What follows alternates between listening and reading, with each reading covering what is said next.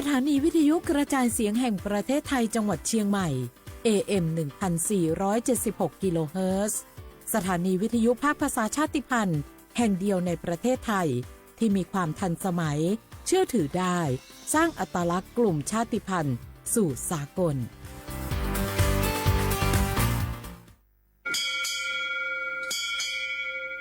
โอโบดะจ้าโอมิชเปอร์เหมอซุงคากว่าย้อซงอุดูธรรมาสถานีวิทยุภาษาชาติพันธุ์แห่งเดียวในประเทศไทยทันสมัยเชื่อถือได้แล้วพบกันที่สวทเชียงใหม่ AM 1476 กิโลเฮิรตซ์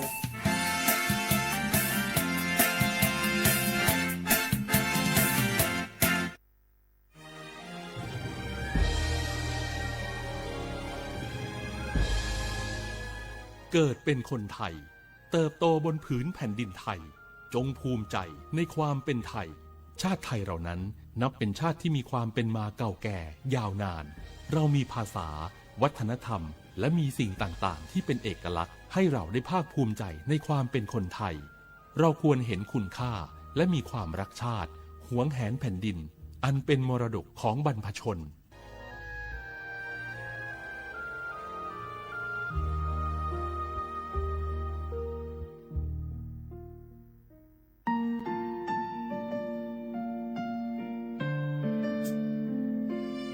ขอน้อมเกล้าถวายอาลัยสมเด็จพระพันปีหลวงพระแม่แห่งแผ่นดินผู้ทรงเมตตาเหนือเกล้าขอพระองค์เสด็จสู่สวรรคาลัยข้าพระพุทธเจ้าข้าราชการและเจ้าหน้าที่สถานีวิทยุกระจายเสียงแห่งประเทศไทยจังหวัดเชียงใหม่กรมประชาสัมพันธ์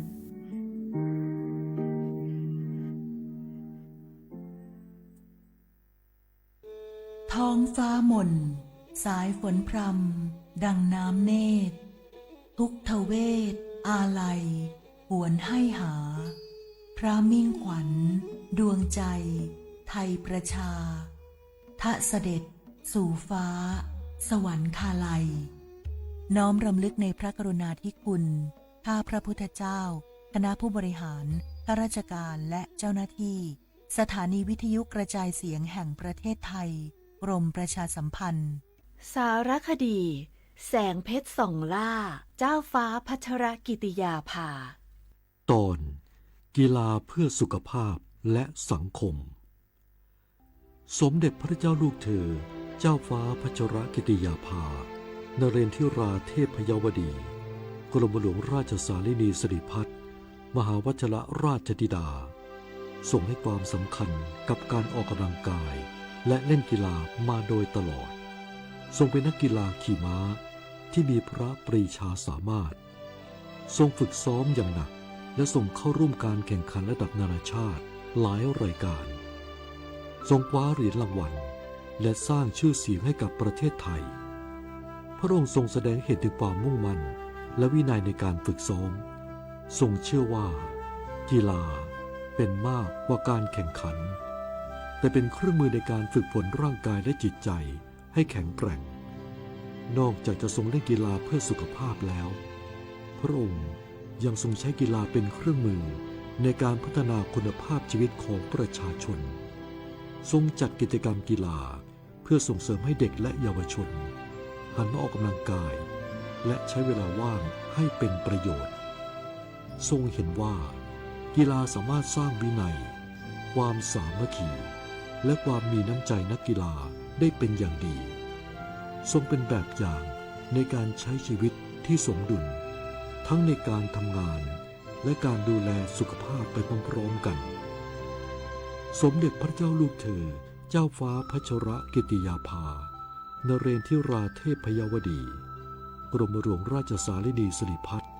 มหาวชิรราชธิดาโปรดการแข่งขันกีฬาคือสัญลักษณ์ของความมุ่งมั่นและความไม่ย่อท้อขอให้แบบอย่างอันทรงคุณค่านี้ยังคงอยู่ในใจของประสบกนิกรไทยตลอดไป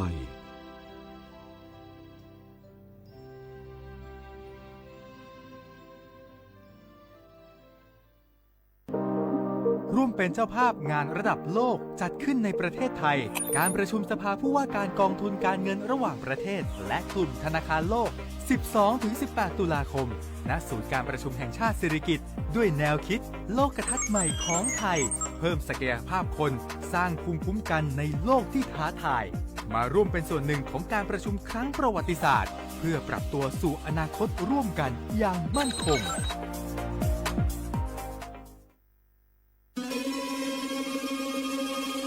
ก้าวสำคัญมาถึงแล้วเจียงใหม่นครหลวงของล้านนาสู่การเป็นมรดกโลกต่างวัฒนธรรมขององค์การยูเนสโกเมืองที่ยังมีชีวิตและมีประชาชนอาศัยอยู่ร่วมกันวันที่ 3-8 สิงหาคม 2569 นี้สภาการโบราณสถานระหว่างประเทศจะลงพื้นที่ตรวจความพร้อมจังหวัดเจียงใหม่ขอเชิญชวนภาครัฐเอกชนและพี่น้องชาวเจียงใหม่ทุกคนมาร่วมแรงร่วมใจ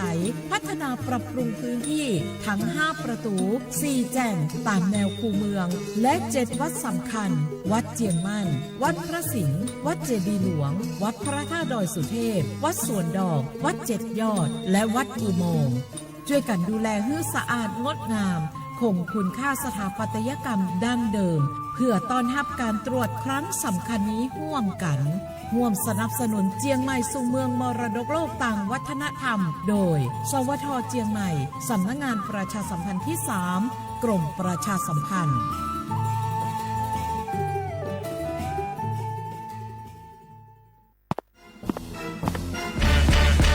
แกลองปะกลิ่นหอมเหมือนขนมหวานที่สำคัญไม่เหม็นเอาเปล่าหยุดเลยนะแกรู้ปะว่าในนั้นน่ะนิโคตินเพียบเลยนะ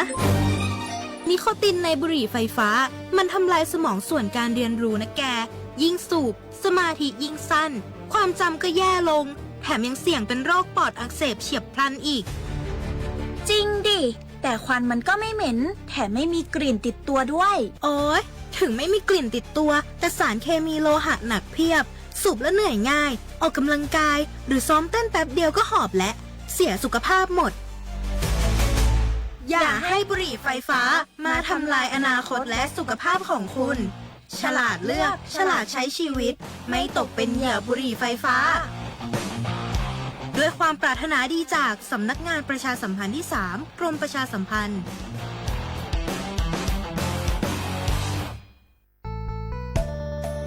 สถานีวิทยุกระจายเสียงแห่งประเทศไทยจังหวัดเชียงใหม่กรมประชาสัมพันธ์ประกาศรับสมัครบุคคลเป็นลูกจ้างเหมาบริการตำแหน่งพนักงานกระจายเสียงภาษาเมียนจำนวน1อัตราเพื่อเป็นตัวแทนนำข่าวสารร่วมพัฒนาคุณภาพชีวิตชาวเมียนและเผยแพร่วัฒนธรรมท้องถิ่นให้เป็นที่รู้จักผู้สนใจยื่นใบสมัครด้วยตนเองได้ที่งานธุรการสถานีวิทยุกระจายเสียงแห่งประเทศไทยจังหวัดเชียงใหม่ตำบลช้างคลานอำเภอเมืองจังหวัดเชียงใหม่ตั้งแต่บัดนี้เป็นต้นไปสอบถามข้อมูลเพิ่มเติมได้ที่053-276-068ในวันและเวลาราชการมังลิวเอาเก่งเศร้าก็โอ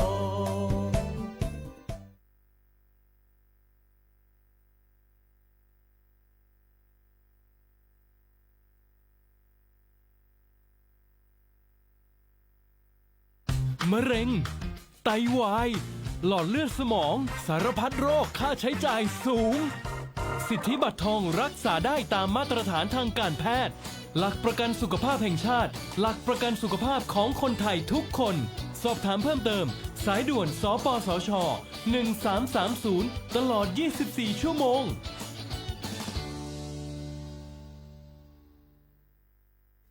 พี่น้องเขาสนใจใครปืนเผาผ่านตั้งหุ้งป่วยเสียงสวทเก้งใหม่ปั่นตั้งหู้ห่มปาดังมีดังซื้อถ่อมแจ้งแล้งหลีกว่าไก่ในปื้นตีเจดอนเก้งใหม่กับสืบมาเลยดีสวทเก้งใหม่หมายฟ้น053-276-068และ0922468579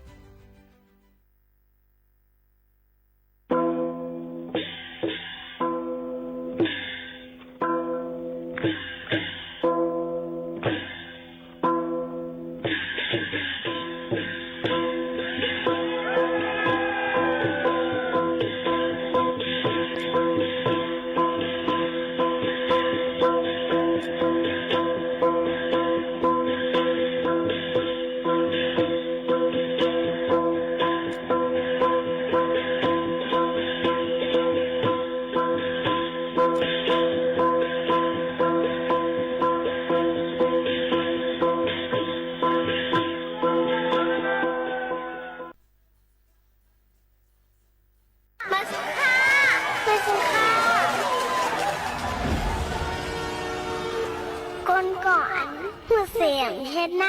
เหมือนก้อนมีสายตาแรงก้อยกะกินพุดขาพุดไว้ก้นเอาหูสำเฮ็ดนั่นซ้ำเหมือนก้นตาบอดดินมือสำมีอยู่กับเปิดไหนป้อใครเป็นก้นสายตาแรงก้นมีติ่นมีมือไหนซึ้งหูบ่หลูเลยหูเฮ็ดไก่หลูเลยเฮ็ดบ่เฮ็ดยาวหลูเลยตาสังหูลองสิลองจ้าให้หูก็ก่อ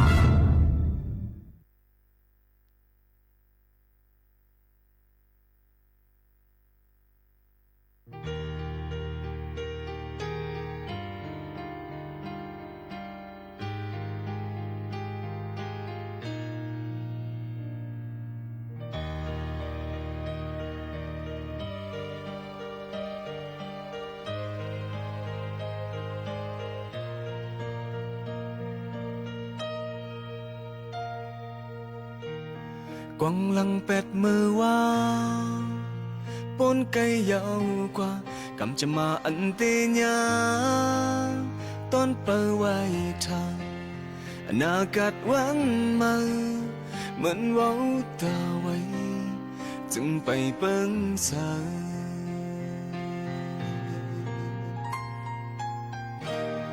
มังปกเลยหุบยาโอ้ยก็เจอเขามังกลาปันข้อความตกตุ้มกอกเหล่ากินเหยาขึ้นผาดปอกเหินเพอมันปั่นจังในปนส่วนมากำในเตะสักยาวยาวกาเตะไลจังตูคิงสับต่อบานเตะไลทิ้งยาวลองตุกขันเมื่อวันหลังลอบาเลยนำตามาไก่ยาและหูตัวยาวสีสับในกว่านาเตะเตะขาดเจอแห่งยุ่มและแห่งเจอในเตะแถมจอยลองเจอยอมอำคำเป็นปานผู้ว่าสุมไหลเซ็งให้อันเมื่อวันหลังกึดไว้ตีวันเก่าเยาโอ้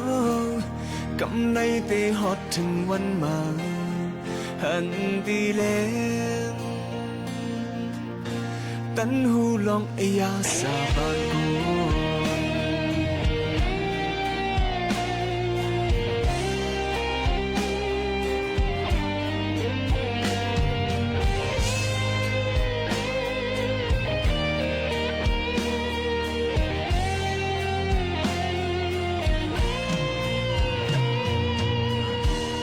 เอาเจอเป็นไม่พายกุมตัวเจ้าเก่าอำย้อนเจอลองอ่านหัดวนหัดสร้างมาส่งวันมาเหมือนหับห้องทางไล่เป็นภาวะเก่า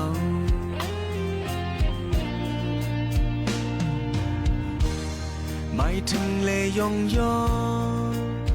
โอ้ยก็โอ้ยสิทั้งอยู่เขาหูจอมลองยอมกูลองตาจังแห้งจึนอ่อนกำภายหลังปั่นจังในปนสุนมา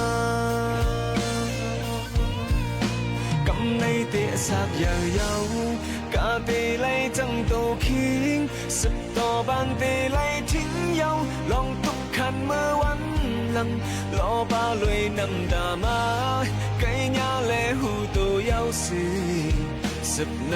กว่านาเตะเตอขาดเจอแห่งยุ่มและแห่งเจอในเตะแถมจอยลองเจอยอมอำคำเป็นปันภาวะสุมไหลเซ็งให้อันเมื่อวันหลังกึดไว้ตีวันเก่าเยาโอ้กำในเตะฮอดถึงวันมาหันตีเล่กำในเตะสักยาวยาวกาเตไลจังตัวคิงสับต่อบานเตไลทิ้งยาวลองตุกขันเมื่อวันหลังลอบาเลยนำตามาไก่ยาและหูตัวยาวสีสับในกว่านาเตะเตอขาดเจอแหมยุ่มและแหมเจอในเตะแถมจอยลองเจอยอมอำคำเป็นปันภาวะสุมไหลเซ็งให้อันเมื่อวันหลังกึด ไว้ตีวันเก่าเยาว์กำในตีฮอดถึงวันมาหันตีเล่นตันหูลองอายาสาบานโกน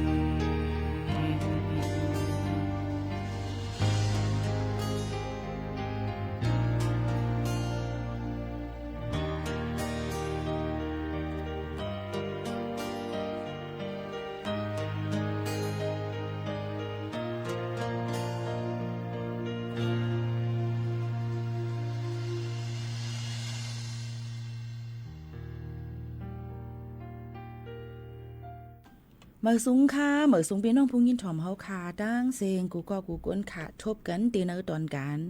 หงปล่อยเสียงสวทเก่งใหม่ AM 1476กิโลเฮิรตซ์ปืนปล่อยเสียงกูวันๆค่ะพอถึงมาข่าวยาม 10 โมงถึง 11 โมงกลางเนื้อกลางค่ำอยู่จำกันดังข่าวหมู่ข่าวนู้นสุภาวันเชื้อสารวินเป็นอุ้ยก้ออุ้ยเสปอแม่ปีน้องๆเฮาเขาค่ะในวันเหมือนในเฮาค่ะฮบทบจอมกันเสถึงมาในวันจันทร์ที่20เดือนธันวาคม2เฮงปลาย26ปีใต้2เฮง1ปากปลาย20ปีก็จะ1เฮง3ปากปลาย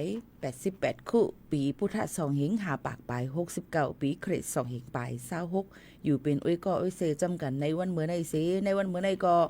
มึงอำนั้นตีเข้าหวายเย้านะปอแม่ปีน้องๆเฮาเขาค่ะเหมือนในก็ซ้ำตีเป็นวันเหลิน8มื้อ6ค่ำในค่ะเนาะพี่น้องเฮาเขาค่ะ8มื้อ6ค่ำในค่ะพี่น้องเฮาเขามึงอำนั้นก้อยก็วันที่29ก็ตีเป็นวันเข้าหวาสาในค่ะ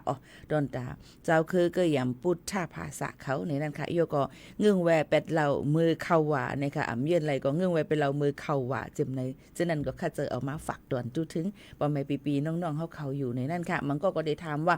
ปีในตั้งเมืองเฮาเฮตั้งในจ่องนั้นเต็มเหมือนกัน5ในนั้นค่ะบ่เป็นว่าซ่อนจะก็เด็บเหมือนกันปีในอยู่ยามมาเด็บอับเต็มเหมือนกันเข้าว่าเหมือนกันในนั่นค่ะพี่น้องเขาเยาก็วันลือการตอนตาในเหลือนในนั่นก็จะเป็นวันที่25 26จะเป็นวันเสาร์อาทิตย์27เทศกาล1วันเนาะเยาก็28 29นี่ค่ะได้เป็น28 29จึงจะใน28จะเป็นวันเกิดจมุนเนี่ยคุณค่ำในตวนที่10ในนั่นค่ะ29จะเป็นวันอาสาฬหบูชาในนั่นค่ะก็จะเป็นวัน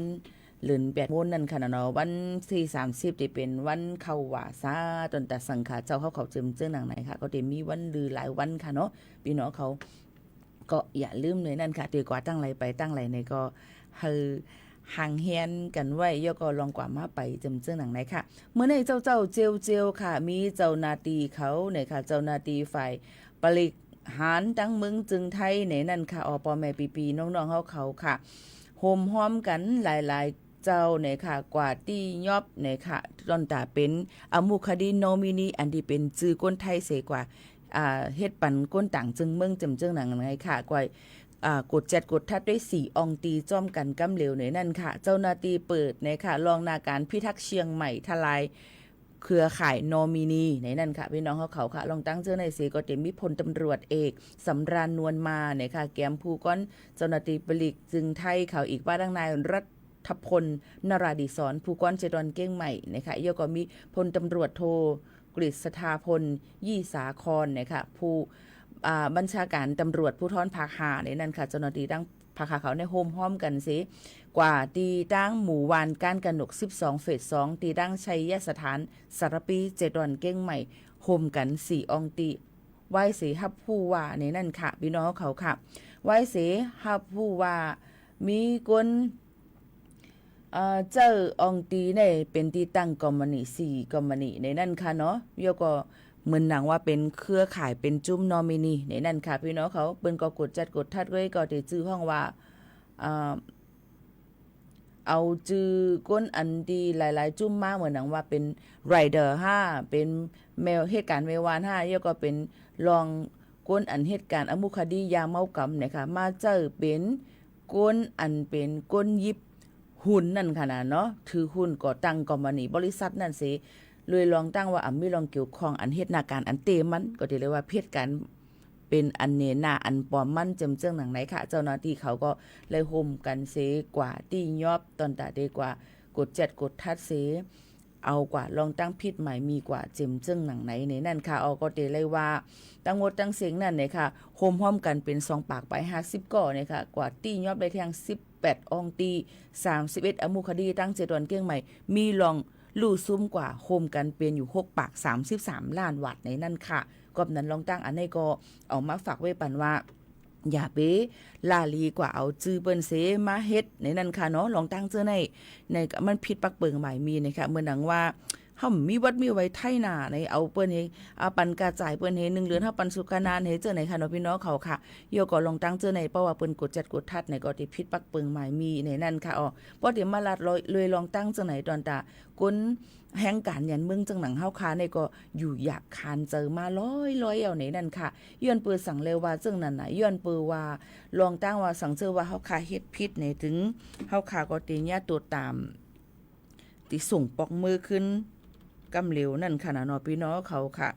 มันก็ติมีอยู่6คอจ้อมกันในนั่นค่ะเนาะเปิ้นติส่งปอกมือขึ้นตั้งเฮือนั้นมีอีสังพองลาในนั่นค่ะเนาะมันก็ติมีในนั่นค่ะตั้งหมดตั้งเสียง6คอในนั่นค่ะเนาะพี่น้องเฮาเขาค่ะเฮาติมาถ่อมจ้อมกันเฮาค่ะยามมาลัดพี่น้องเฮาเขานะคะนะเฮายามมาลาดกะเย้าในนั่นค่ะก็ติมีว่าสังเจอว่าเฮ็ดผิดตั้งเมืองจึงไทยในจึงเปิ้นก็ติส่งปอกมือขึ้นตั้งอันเฮาเข้ามาตั้งบ้านเฮาเมืองเฮากำเหลวในนั่นค่ะติมีอีสังที่มันง่ายๆล่ะในนั่นค่ะเนาะเฮาขามาตุ้ยในนั่นค่ะพี่น้องเฮาเขาค่ะลองตั้ง6คอที่อันเปิ้นอำปันเฮาเฮ็ดผิดนั้นก็สังเกตว่าเฮาเฮ็ดผิดนั้นไปส่งปอกมือนั่นในก็1ก็ได้เป็นเข้าเมืองผิดปักเบิงหมายมีเนี่ยค่ะมาอยู่ดังเมืองจึงไทยเยาเฮก็มีวัดไว้มีอีสังวีซ่าหมดอายุว่าโอวัสเตว่าเจิมจะได้เปิ้นก็ได้ส่งปอกมือขึ้นค่ะเยาก็ที่2เฮ็ดผิดเหตุการณ์ผิดปักเบิงหมายมีเนี่ยค่ะมาอยู่เซาทางดังเมืองใจจึงไทยเสียเหตุการณ์ผิดปักเบิงหมายมีเยาก็เหตุการณ์นาการอันที่เปิ้นห้ามในนั้นค่ะอ่ำปันเฮ็ดนั่นในนั่นค่ะบนปองว่าหิมนาการก้นไทยเขานั่นค่ะเนาะเยาก็ข้อที่4ค่ะเฮ็ดปลอมหลักฐานอันปลอมเอามาได้เป็นรองวัดรองไว้อันที่ภายตั้งลุงปองจึงเป็นออกปันก้อยกันมันเป็นอันปลอมเจิมเจ้งหนังไหนค่ะเยาก็ข้อที่5ซ้ำเนี่ยค่ะมีโดดตามตั้งพิษ3ปีขึ้นกว่าสังเจอว่าเฮาค่ะพิษปักเปิงหมายมีเนี่ยค่ะน่ะลองตั้งเจอไหนค่ะเนาะเยาก็ติมีเถียงในนั่นค่ะเป็นรองก้นอันปันแห้งอันนั้นก็เป็นตัวการในก็เฮ็ดผิดกว่าข้อใดข้อ1ใน1ถึง5นั่นเนี่ยก็ติมีตัวตามส่งปอกมือขึ้นเหมือนกันในลองตั้งเสื้อในพี่น้องเขาถูกดีเลยฟังกันไว้จอมในนั่นค่ะฝากฟังไว้ปันกูก็กูคนตั้งหมดตั้งเสียงขนาดปอไม่ปีๆน้องๆเขาค่ะไม่เจอเนียนค่ะเนาะเกี่ยวกับลองตั้งเสื้อในก็นั่นแหละแต่เลี้ยวเพราะว่าพี่น้องเขาติเฮ็ดติหาติเหตุการณ์ในนั่นค่ะการค้าขายออนไลน์จึงจะไหนก็มาเดี๋ยวมาลัดในว่าการค้าขายออนไลน์นั่นในเฮาจ่องโดยเลยส่งปันกาขวัญมันเดี๋ยวเลยสร้างขวัญมันตั้งเมืองไทยหานมันก็ว่าเป็นจังได๋ก็ห่ำสร้างตรงไรเนี่ยกำมาเดี๋ยวมาลัดนี่ก้อยกะย้ำพองแต่เหลียวอย่าลืมค่ะกดไลค์กดหัวใจกดแชร์ในค่ะเนาะก็มาถ่อมเพียงความจำกันหรือใส่กันโจแก็บกำก่อนกำมาเดี๋ยวมาต่อไต่แค่นี้ฝากด่วนจุถึงปอแม่ปีๆน้องๆเฮาเขาค่ะถ่อมได้เพียงความข่าวหน้าในอันเป็นเพียงความเก่าๆอันเป็นใจมุงห้องไว้ก่อนค่ะนะสืบถ่อมค่ะ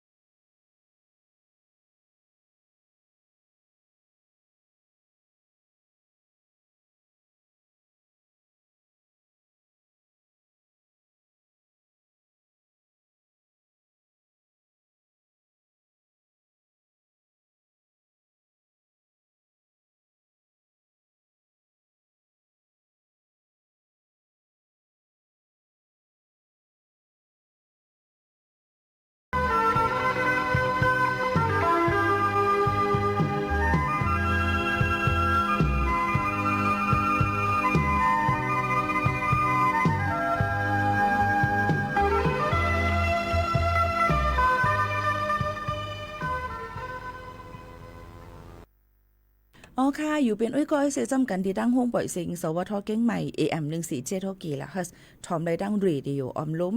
ดี AM ค่ะอำจะ FM ค่ะเนาะ AM 147กิโลเฮิรตซ์ตัวอะไรตั้งไลฟ์เพิ่นสอมสวทเก้งใหม่ AM 147กิโลเฮิรตซ์ติดตาม follow ไลฟ์แล้วก็ผ่านดังไลฟ์ TikTok โมขาวโน้นที่ในแตงโม MKN นะคะ MKN ก็ลูกดีโมขาวโน้นมาในนั้นเนาะจื้อเหมือนกันดังเฮิรนสอมเฮิรนลำเฮิรนเลี้ยงเหมือนกันหมดเข้ากับด้วยปันแห้งเจอ follow ติดตามกันไลในนั้นค่ะขอบใจตอนดาพี่น้องขอตอนหมอกมันหมวยกันเข้ามาตั้งนำตั้งหลายในนั้นค่ะอ๋อค่ะถอมเยาจะถึงเมืองใต้จะถึงปอแม่เตยาวค้าอันไหนค่ะคุกจะอะไรใครจะถึงก็อย่าลืมกับสืบมือหาพองมือป้อง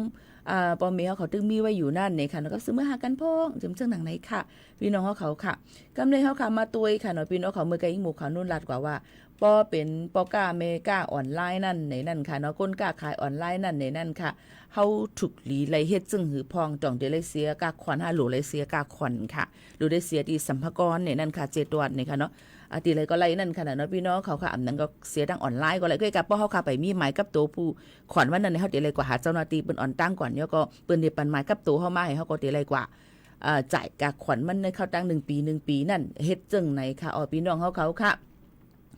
กำเลยเขาค่ะมาตัวไหนกำนำตีปอกาเมกาออนไลน์เขาใกล้ๆเฮ็ดพิษลองปักลองกาขวัญในนั่นค่ะก็ตีเป็นว่าวนว่าป้อขายกาขายออนไลน์ในอ่ำตับหรือเลยเสียกาขอนนะคะห่ำมีเสียงรู้ห่ำมีนาล่ารู้อ่ำต้องรู้เสียงกาขอนก็ไรในอ่ำเจอค่ะนะเยอะก็อันนี้เฮาขาใกล้วนพิษนั่นน่ะเนาะเยอะก็เที่ยงอันนึงอ่ำหรือเก็บหลักฐานไล่รับไล่จ่ายเป็นวันก็ไรจำเจ้าในอ่ำไรค่ะนะหรือเลยมีหลักฐานนี่ค่ะเหมือนกาส่งกากล่องพัสดุกาขนส่งกาปืนเผา5เนี่ยป้อมมีหลักฐานนี่ป้อมมีเงาหักศักดิ์ศรีมันเด็กกับลดหย่อนกาขันขวัญเฮาคันนั้นมันอ่ำไรในนั่นค่ะเนาะโยก็วนพิษค่ะเจอหมายเงินตัวเจ้าเก่าส่วนตัวเก็บเงินตั้งหมดหับเงินตั้งหมดไหนก็อ่ำไรค่ะหรือเลยแจกเพว่าหมายเงินตัวเจ้าเก่าเป็นอันไหนหมายเงินเป็นเสียงในเป็นอันไหนหรือเลยแจกเพจึงไหนในนั่นค่ะแล้วมันก็ตีลดยอมกาขวัญมันมาแทงโยก็วนว่าไล่ใจกาเจ๊ใจเฮาก็มีนำตับดูกว่ายืนกาขวัญก็ไรจำเจในพิษค่ะหู้ไล่เนี่ยค่ะย่อก็บางปอกบางไรมาในตีเลยจ่ายน้ำค่าเกาแวดกานั่นมา1ค่ะเนาะก่อนนั้นในลองตั้งเจ้าในนั้นมันเฮ็ดให้เฮาค่ะตีเลยจ่ายเงินย้อนหลังก็บ่ว่าอมูคดีลองการจ่ายขวัญในมันมีวันหมดอายุที่ย้อนหลังขึ้นมาเทียงจังไหนค่ะปีน้องเฮาเขาค่ะย่อก็เฮาค่ะตีเลยเฮ็ดจังหือล่ะในเลยก็ยืนมือพ้องตีไหลพ้องมือสิ้นปีไหนค่ะเนาะพี่น้องเขาค่ะย่อก็ต่อถึงมือเดือนต่อถึงเดือน1หรือ2หรือ3จำใช่เฮาได้เลยกว่ายืนในนั่นค่ะก็สิมีรายการใช้จ่ายเฮาในการลดหย่อนเฮาในสังเกตว่าเฮามีลูกมีหลานหาลดหย่อนกว่าไรในค่ะเนาะย่อก็1 ปีในเฮาได้นำก็คือเปิ้นได้สอนวันเฮาค่ะในเปิ้นก็ได้มีปันนั้นค่ะเนาะก็นั้นแหละพี่น้องเขารู้เลยแยกค่ะนะบัญชีเงินส่วนโตเยาก็ตอนดาการการขายเสริมเจิงหนังไหนค่ะกำในเฮาค่ะมาตุยค่ะปอแม่ปีน้องๆเขาเตเลยจ่ายค่ะเนาะกาขอนกาภาษีในนั่นค่ะเฮาค่ะมาตุยว่าบ่เป็นแห่งการยันเมืองเฮาค่ะในค่ะลูกปีหมู่ขาวนวลค่ะเฮาค่ะต้องได้ขายออนไลน์ไรเป็นข้อทำนำแน่นในค่ะเนาะเพราะว่าใครฮู้ใครถ่อมเนี่ยก็เขามาถ่อมจำกันค่ะมาถ่อมจำกันในเนาะเอาค่ะก้นแห่งการยันเมืองในนั่นค่ะเปิดเสียงขายตั้งขายออนไลน์เป็นของตูเจ้าเก่าเป็นนายจ้างตูเจ้าเก่าในจ่องไล5ในนั่นค่ะไลอยู่ย้อนน้อมเนี่ยนำค่ะย้อนน้อมเนี่ยนำก้นเฮียงการในนั่นค่ะจ้างเปิดเสียงขายออนไลน์เป็นโคเจ้าเก่านี่ค่ะก็เป็นตีเลยเอามื้อนังว่าเฮาค่ะก็เอาทราบเพิ่นมาหับขายหาจึงจังไหนได้ก็เลยอยู่ในฐานะเป็นลูกจ้างในนั่นค่ะเนาะพี่น้องเขาค่ะในฐานะเป็นลูกจ้างในนั่นค่ะพี่น้องเขาในก็เฮ็ดอะไรอยู่ในนั่นค่ะพี่น้องเพราะว่าเขาค่ะเป็นเจ้าของห้องการอันนั้นในหน้าการอันนั้นในได้อำไรค่ะเนาะพี่น้องเขาค่ะเป็นเจ้าหนังนะคะมันผิดปักเปิงหมายมีในนั่นค่ะจอมหนังแห่งการยันเมืองปี25ปากปลาย42ในนั่นค่ะพี่น้องเขาค่ะกวยกาสังเจอว่าเขาค่ะกล้าขายออนไลน์ในฐานะอันเป็นลูกจ้างได้ก็เฮ็ดอะไรอยู่ในนั่นค่ะพี่น้องเฮ็ดอะไรอยู่ในนั่นค่ะเนาะพี่น้องเขาค่ะเหมือนว่าการไลฟ์ขายตั้งขายในนั่นค่ะขายของจำเจ้าหนังไหนค่ะเนาะเฮ็ดไรจ้อมหนังเปิงอันที่เปิ้นตำวางไว้นั่นจ้อมหนังเปิงอันที่เปิ้นปันเฮาค่ะเฮ็ดนั่นกวยนี่นั่นค่ะเดลมีนายจ้างอันถูกแม่นจ้อมหนังปักเปิงหมายมีเดลมีไว้ควางเหตุการณ์เวิร์กพอมิตนะคะแล้วก็เหตุการณ์จ้อมหนังอันตีนายจ้าง อันที่เฮาก็ลงสินสายหมายจอมนายจ้างเฮาก็เฮ็ดไว้นั่นเดเลยก็แจ้งรองนาการเฮาค่ะก็ยืนในค่ะการขายของนาเสียงให้ถูกเมียนนั่นค่ะเนาะนายจ้างก็ได้เลยมีเงาหักศักดิ์ศรีหลักฐานให้เต็มทุนเอามาได้เป็นเสียง5เป็นมีไว้ทะเบียนพาณิชย์5นี่เต็มเจิ้งหนังในค่ะก็ได้มีรองตั้งเจิ้งหนังในค่ะเนาะกอบนั้นเลยรองตั้งเจิ้งในเฮาค่ะก็รู้เลยฟังไว้ยก็รู้เลยเห็นฮู้ไว้นำสังเจอว่าเฮาค่ะติครึ่งปองเฮ็ดสร้างในค่ะเกี่ยวกับเลยลองว่าเฮาค่ะติกล้าขายจึงหนังในค่ะเนาะพี่น้องเขาค่ะนี่ก็มาฝากตอนจุดถึงกูก็กูก้นจึงหนังในเย้าค่ะพี่น้องเขาค่ะสืบลือหรือใจถ่อมด้วยเพียงความหวานหูถูกใจกันก่อนค่ะนะพี่น้องเขาค่ะมีพี่น้องเขาย้อนเพียงความกันเข้ามากอบสังในค่ะสืบยินถ่อมซ้ำกันค่ะ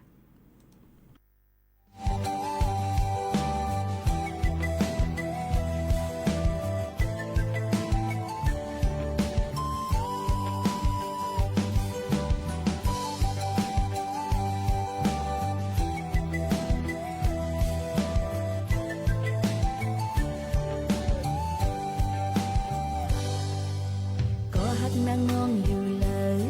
ผาดยันใจเฮาปีฮือเจอกางเจอน้องสาวอ่านคือทมยาหบทบเก็บกำเนิดมองข้าวเฮืออยู่เนอเจอน้องอยากขันจมสู่กับสั่งใจเฮาเป็ดยานไปน้องทวาใจมือมีอยู่เลยอมวนเสื้อเยาที่เนอเจอห้องยามเลยผาดข้าวต่างหนึ่งมา1 วัน1 คืนมองข้าวเหืออยู่เนอเจอน้องอยากขันจมเจอกบสั่งใจพี่ลืมยานไปน้องงานอยู่อยากขันเจอเนอเจอน้องตีคุกเจอเลยใจกบสั่งใจอำเพียวต้องลอยหูถึงอีลูน้องเสียสองหาปันอีกหนึ่งอยู่หิมเลยใจเอ้ยงินความน้องเสขึ้นปอกมือเสกำสาวนางน้องเปื่อยมองอยู่ถึงกวนใจเอ้ยมือมีอยู่เลยเอามวนเสื้อเยาที่เนอเจอพองยามเลยผาดข้าวต่างหึงมา1 วัน1 คื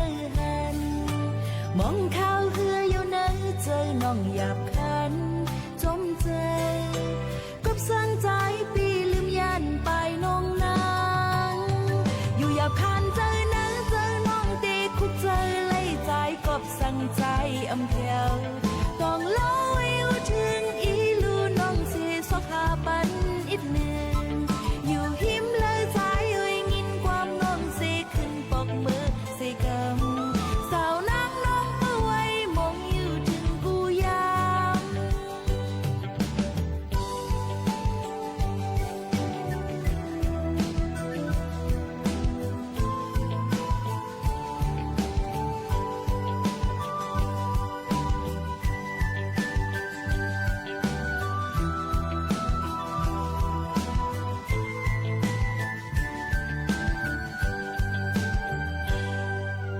ก็หักนางน้องอยู่เลย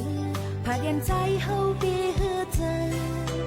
กางเจอน้องสาวอ่านคือทมยาหบทบเก็บกำเนิดมองข้าวเหืออยู่เนอเจอน้องหยาบคันจมสู่กับสั่งใจปีลืมยานไปน้องนางอยู่หยาบคันเจอเนอเจอน้องตีคุกเจอเลยใจกบสั่งใจอำเพียวต้องลอยหูถึงอีลูน้องเสียสองหาปันอีกหนึ่งอยู่หิมเลยใจเอ้ยงินความน้องเสียขึ้นปอกมือเสียกำสาวนางน้องเปื่อยมองอยู่ถึงกูยามลาลาลาลาลาลาลาลาลาลาลาลาลาลาลา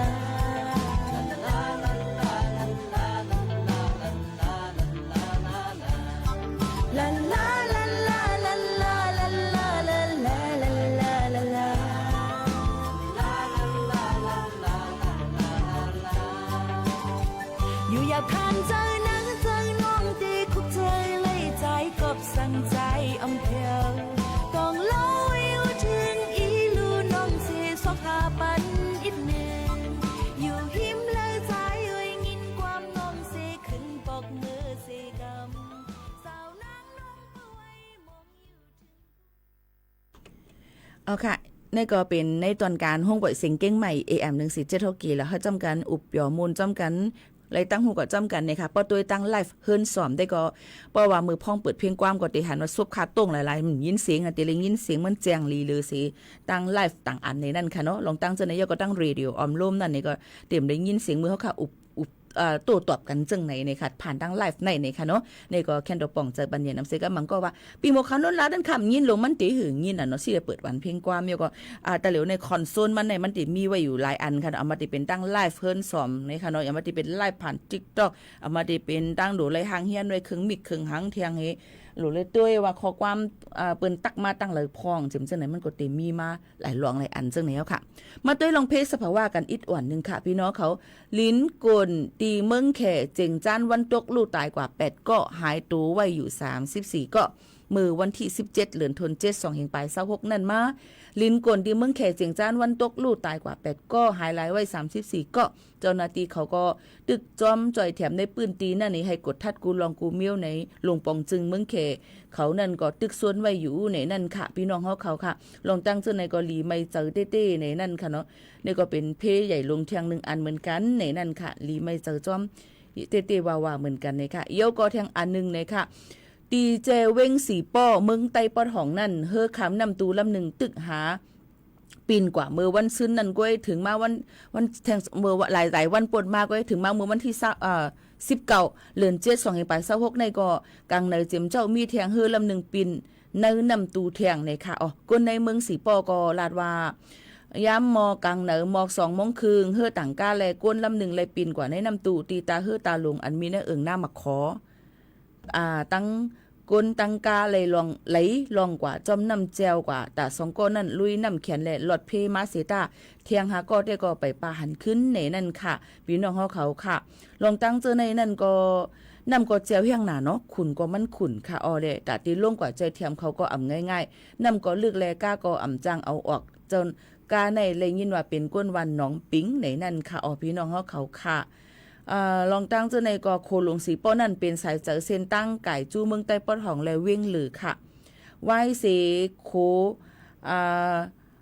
อึดเย่าก้นออกตั้งเขาก็เลยขี่เป้ขี่เฮือคำนำเอากาเจ้าจ่ายก็เสียงน้ำหรือข้าวย่ำก็นั่นหึงหรือสีอ่ำกาสั่งอ่ำต่อซ้ำติเลยทบเพนำพ่องเหมือนนำขึ้นนำน้องเจ้าในสิเลยลู่ซุ่มใส่เจอตั้งโคของอันมีกาคันตั้งนำตั้งลายในนั่นค่ะพอเขาขามาตัวตั้งหวานเฮาเมืองเฮานั่นในจึงแต่ได้คำนำนั่นในจูงายเนี่ยในค่ะจูงายซึ่งหือล่ะในคำกว่าเฮือแปลว่าโป้อันดีคำกว่านั่นในเขาเยาก็ก้นแต่ได้คำนั่นอ่ำใส่เสื้อชูชีพอ่ำใส่เสื้ออันดีพอใส่เยามันเต็มโจมนั่นค่ะลงใส่ค่ะลงคำกว่าจูงายทั้งแผงมันเนี่ยในก้อยแลเพราะว่าฮบทบเนี่ยเพปัญหาเพกาเฮอปินว่าลองตั้งเป็นเพกึ่งกลางซึ่งในจึงแต่ตีลวดมันขยับก็บอกว่าน่ะมันลึกเนี่ยค่ะเนาะพี่น้องเขาค่ะก็นั้นอย่าไปไว้เมามางเอามาที่เป็นองตีเอลเลที่น้ำตกตาท่าที่คำนำคำตาห้าเจิมจะไหนจะได้ใส่ซื้อชูชีพเนี่ยนะคะความเต้ในเลยว่าคือเรียพี่น้องเขาว่าซื้ออันที่มันใส่มันเต็มโจมนั่นน่ะพี่น้องเขาลองตั้งเจอในมันถูกเลยเป็นมือหนังเท่ากับเลยตั้มน้ำตกตัดน้ำตกให้ปลาให้เนี่ยมันก็จุ่งไงก็ใส่ก็มีเนี่ยตาเหลียวเปิ้นก็เจอใส่กันอยู่เจ้าไหนก็มีค่ะนะก็นั้นแหละสักใส่ใจเฮาคานั่นในโอ้เป็นเลี้ยงผ่านม่านหยาบมาเนี่ยอย่าไปไว้เมามางลองตั้งเจ้าในอันเฮาคาหู้ไว้นั่นก็เฮาขาดถูกเลยเฮกังไว้ในนั่นไก่เพ่ก็เลยเวเพ่ไว้จังไหนค่ะเนาะฝากฟังไว้ปั่นกูก็ยก็เฮาอายุยาวยืนกันยก็ให้มออยู่มอกินเฮ็ดจ้อมฟิงปึงอันมันถูกเลยง่ายตอนแต่เฮาคานั่นเซกัมในอันนี้ก็ย้อนฝากไว้ปั่นพ่อแม่ปีๆน้องๆเขาซึ่งหนังไหนค่ะเอาค่ะแทงนึงเพลงความค่ะเนาะเฮามาถ่อมจ้ำกันเนี่ยค่ะเจอฮักตีไก่ค่ะ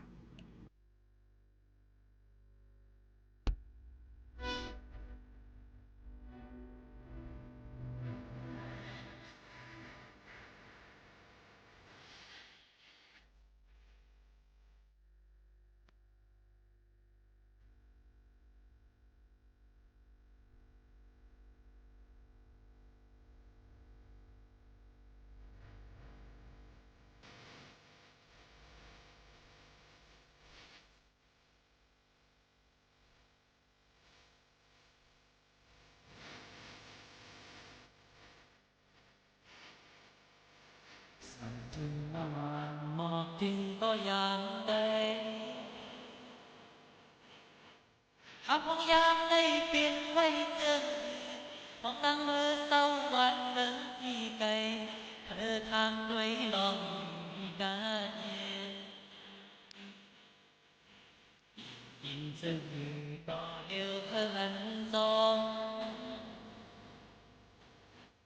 สายมีตังในเธอดิดน้องสายอ่อนสวยขึ้นวันไหนเธอนางได้อยู่ดีเสือต้องเอ่ยไปที่น้องยาไอ้ว่าที่เลยดังมองเธอสายอันต่างโมนเธอเธอบอกเธอเป็นกังต้องนางสอบสู่การเธอก็มุมมองเธอใจในเป็นไว้เกินเธอนางมาเลยสองพันหัวเธอพี่ฮักน้องให้หล่น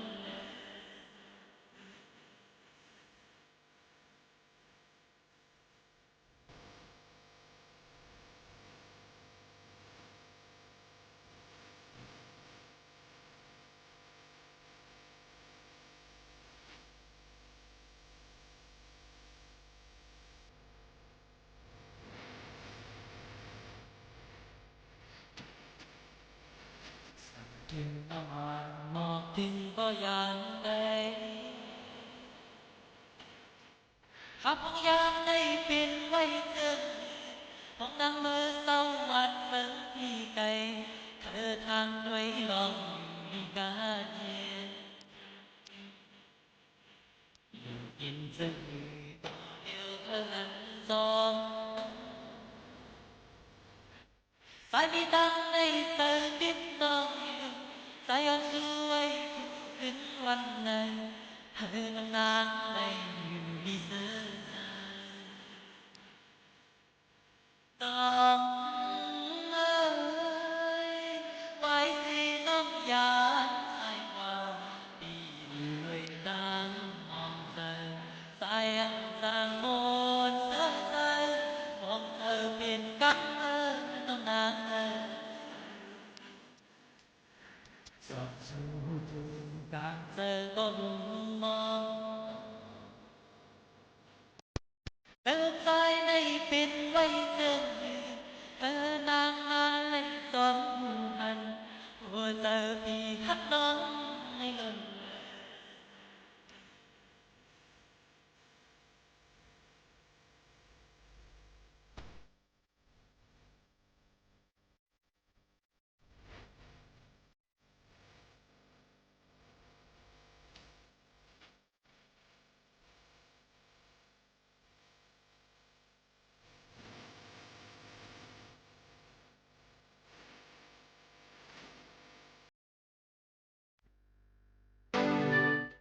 อ๋อค่ะถ่อมเพียงความกว่าเย้าตูหลีงามใจหันเลี้ยงห้องไว้เจอฮักดีไกไหนนั่นค่ะเพียงความอันนี้ก็ยอดฮิตฮอตฮิตแต่มือปีแต่มือขาสักก็เล็กๆเนอะ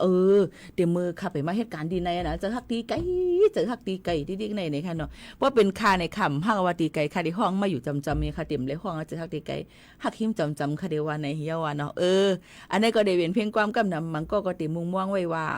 เขาฮักไว้ตีก้นตีไกเสก็ในค่ะก้นตีไก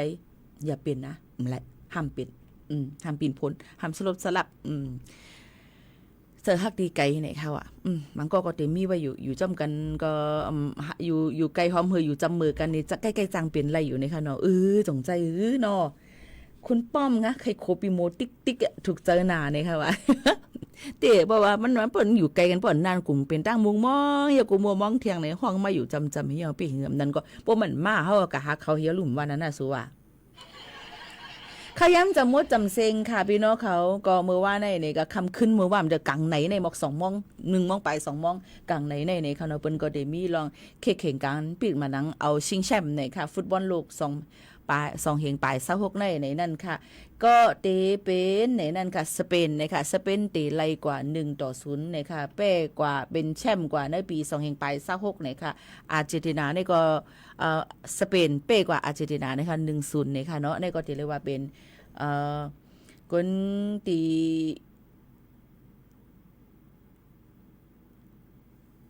ไหลสู้กว่าในปี2026ในนั้นค่ะนี่ก็มาฝากตอนจุดถึงพ่อแม่พี่ๆน้องๆเขาเจ้าหนังในค่ะเนาะกำนำเปิ้นก็เชียร์อาร์เจนตินานะคะมันก็เชียร์สเปนในคณะพี่น้องเขาค่ะถามคนข้างๆว่าเชียร์สเปนนะคะไล่ติ่งเขาทำว่ากลางไหนได้มันรับนอนค่ะจะว่ากับเหตุการณ์เมื่อในที่เราเงารับเงานอนต่างคือได้กลมหูนี่ค่ะ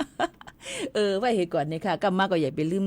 กินข้าวกินน้ำเฮ้ในนั้นค่ะไปตุ้ยต่อถึง5 โมงปลายจังก็เลยนอนแซวค่ะคุณใจผู้เสียงเฮานั้นก็กะตุ้ยแล้วก็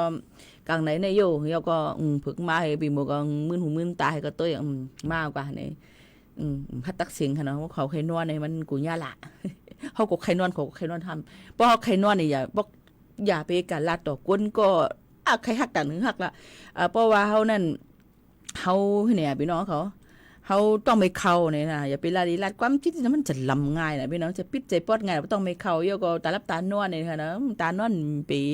อิ่มเมียหม้อเมียวเนี่ยก็มาแดงกลุกกะลักชื่อเรื่องสั่งลังพลึงปลังหมดเราเนี่ยค่ะเนาะก็การซึ่งคือกอลีค่ะกูลองกูอันนี้มันอยู่ดีใจเขาค่ะหลุเลยหมดทิ้งจอมเนี่ยนั่นเพราะเขาทิ้งไรเนี่ยมันได้หยาบตอนแต่เขาค่ะได้อยู่หยาบคันเซอกันเยอะเนี่ยนั่นค่ะพี่น้องเขาเนาะเอาค่ะตอนแต่วันเมื่อในพี่น้องเขาย้อนมาอีกอย่างหลายๆกลุ่มหูมันก็ใจจอมเรือนในว่าคือโกสุย้อนเฮากามมาใจจอมเรือนมันก็อันมาเที่ยงอันเมื่อไกเนี่ยนั่งคำเลี้ยงกูใหม่มาพุกมาจังไกปันขนาดใจจอมเรือนเมื่อไกอ่ะพี่น้องเขาย้อนมาว่าคือนั่นมันตันหาแล้วน่ะพี่โมปัดปุดุงกาตั้งหลายหูว่ามีแล้วกลุ่มหูสุเจ้าที่อยู่ไหนข้าวย่างพอเตรียมหมดแน่อยู่แม่สาวเมืองน้องถ่อมอยู่คามตั้งหลายปีโยกันโตค่ะเพราะอ่านพิษย้อนน้อมขนาดค่ะอยู่จอมค่ะอ่านจอมพี่น้องเขานั่นน่ะไปทาลูกก่อนจ้าจอมเรือนในค่า5ไปทาลูกก่อนเนี่ย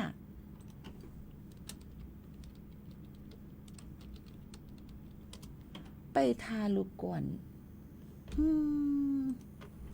ตำหันมีขลาดพี่น้องเขายามก็เดี๋ยวหมดเนี่ยปีโมเขาโน่นหาเนี่ย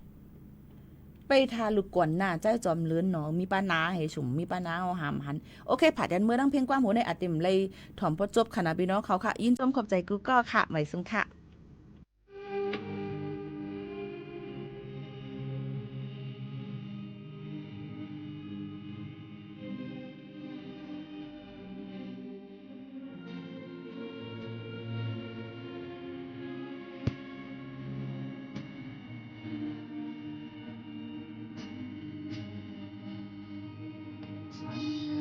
แนมมือปันเธอคำขึ้นนังไงเป็นมือของใจเฮาไปจังแล้วเธอถึงบ่ตั้ง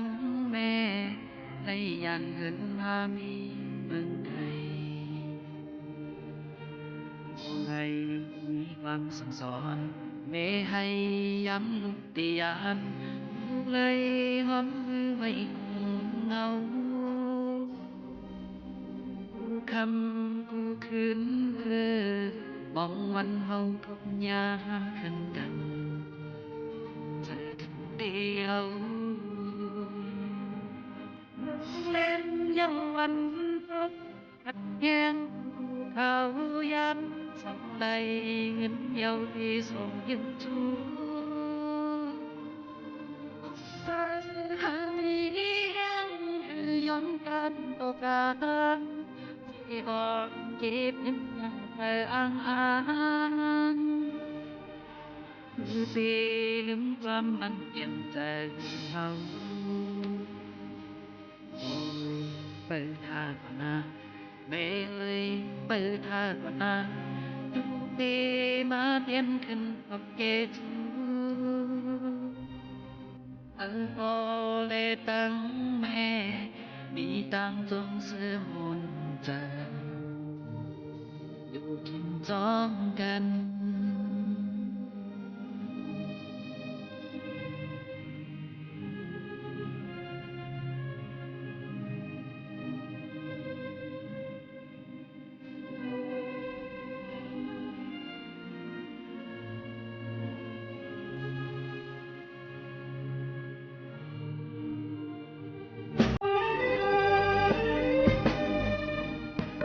แม่ยังวันพักแห้ง